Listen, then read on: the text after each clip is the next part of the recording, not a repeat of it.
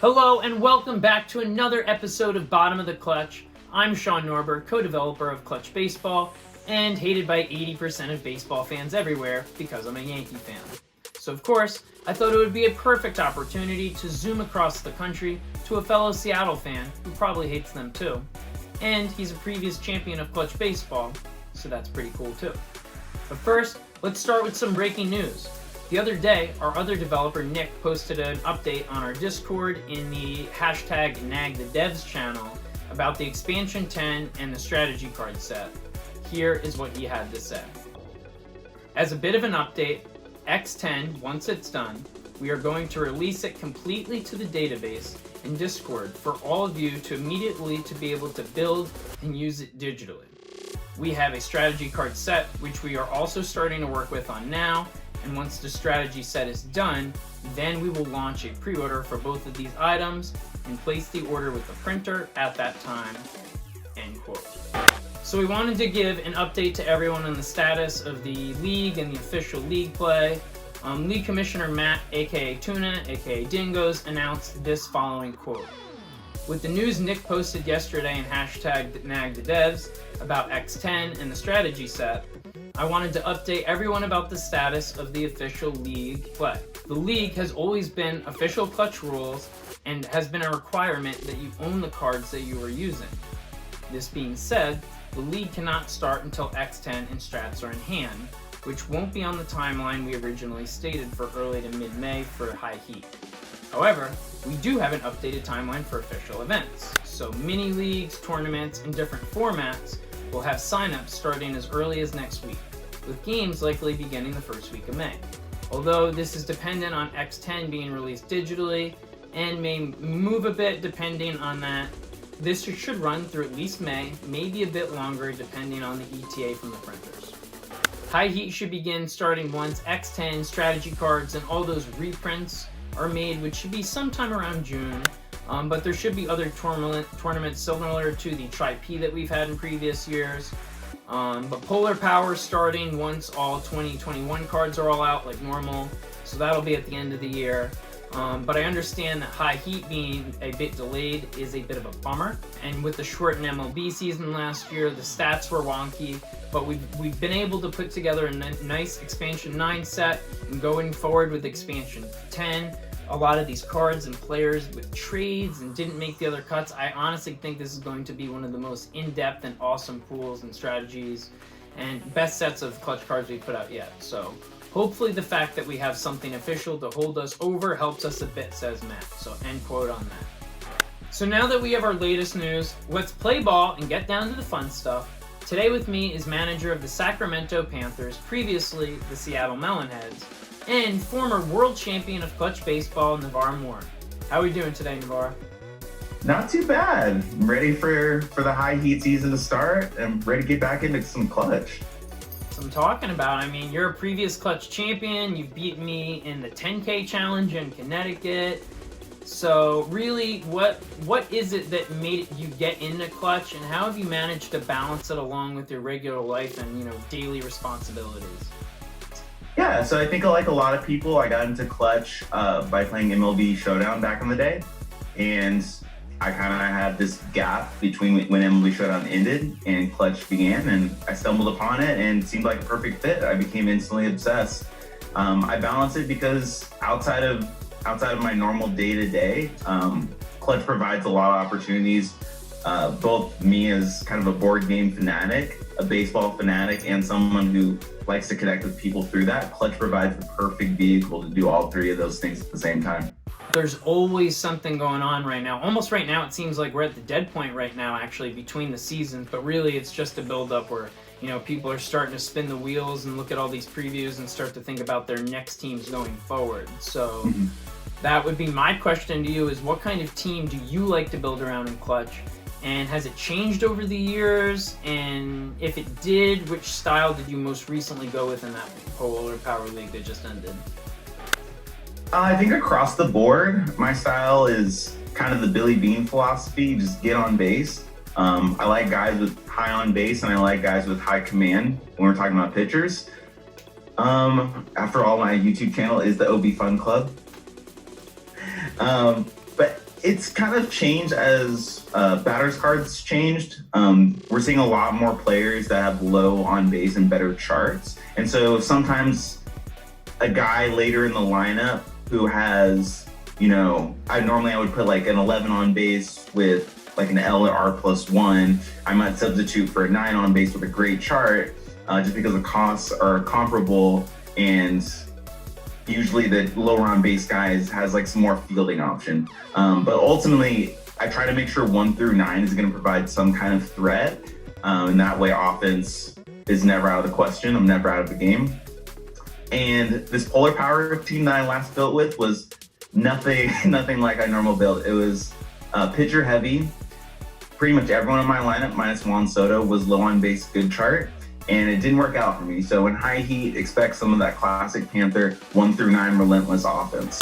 Yeah, it's really interesting you say that. I mean, I think that is going along with par with baseball, how, home runs are rising, strikeouts are rising, these 3 true outcomes. And I talked about this last week with Paul, and he talked about Darren Ruff being his most excited card that he has in this upcoming set just because of his chart and how cheap it is, like you're saying, being this on-base 10 guy, with that handedness bonus.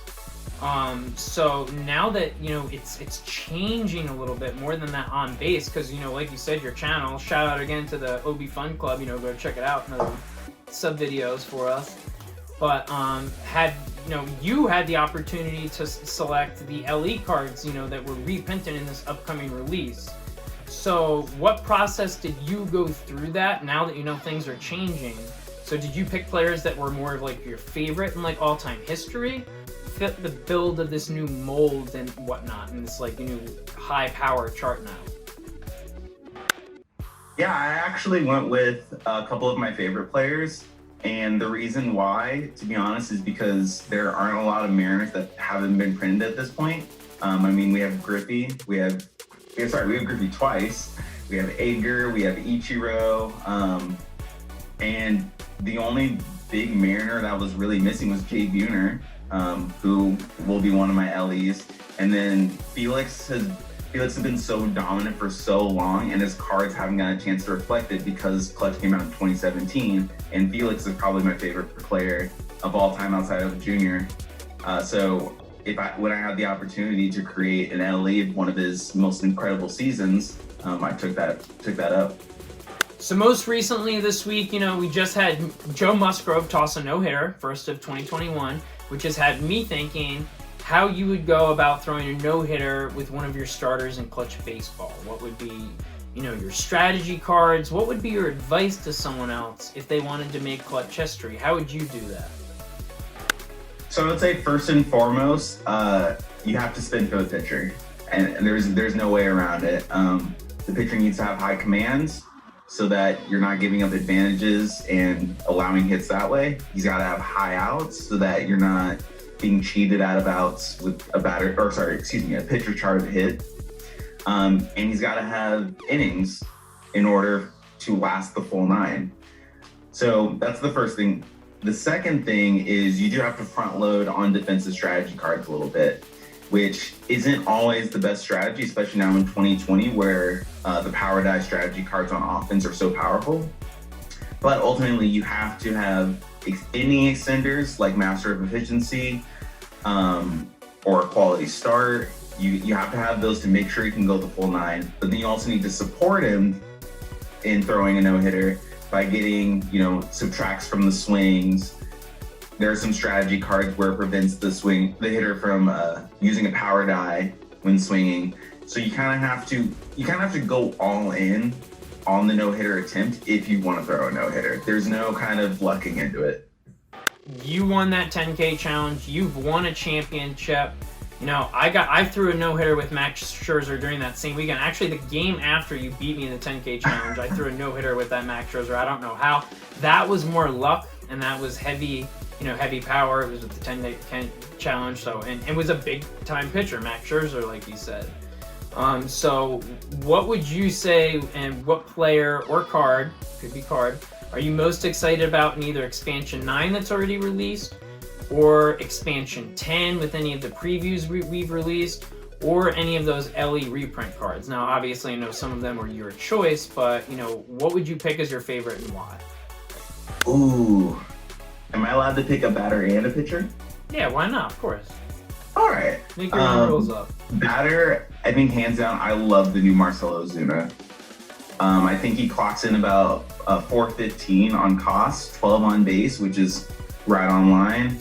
I believe he doubles at 16 with a 19 homer. He has speed. He has, I think, +3 fielding in left field. So he's such a well-rounded piece that isn't too expensive, but also you can bat him 2 through 5 without any problem. I love the new Ozuna card. My favorite pitcher, which probably shouldn't come into any surprise as it's my pick, is the Felix Hernandez LE that I picked. To me, he is the definition of a perfect clutch pitcher. At least for me, he has +3 clutch, 6 command, 1 to 18 out, can pitch 7 innings. And because he has +0 defense, his cost gets dragged down way more than other pitchers that are above him cost-wise. He's 100% going on my roster. Whether or not I choose to use Seattle is still to be determined, but I love that Felix card so much. He's so versatile, and he's probably my favorite pitcher since the 2017 Jake Arrieta, who kind of fell along the same lines of high command, really low defense, and high out with the 7 innings that you can just throw out there and have a good time. Yeah, okay. That's 2017 Jake Arrieta. I thought you were going to go the Chris Davinsky route, but then we're going down a rabbit hole there to some old clutch players right there. But yeah, that's a really cool choice. I mean, I'm glad you chose him as your player. I'm excited to see you use him. I would like to see some kind of Cy Young you pull off in the high heat season with him, or some kind of no-hitter, some kind of infamous 20 strikeout or no-hitter game or something. I would love to see that. But thank you again for coming on, Navarre. You've been a great, guest, and I'm sure you'll be on again this season because I'm sure you'll do something that's going to make some kind of clutch history. Yeah, I'm definitely going to try and, get a Cy Young or do something special, especially with Felix. But when I do, hopefully you'll bring me back on the show, and who knows, maybe we'll see you on the OB Fun Club. That'd be pretty awesome. But yeah, thank you for having me on, Sean. It was a lot of fun, and keep the ball toss. Make sure you gotta keep the ball toss. Of course, always going to keep it clutch, man. Thanks for coming on again. We will be back again next week with more info, hopefully some more news about releases and some more previews and more of those fun goodies. So thanks again. My name is Sean. This has been Bottom of the Clutch. On the chair and nailed it without hitting the light.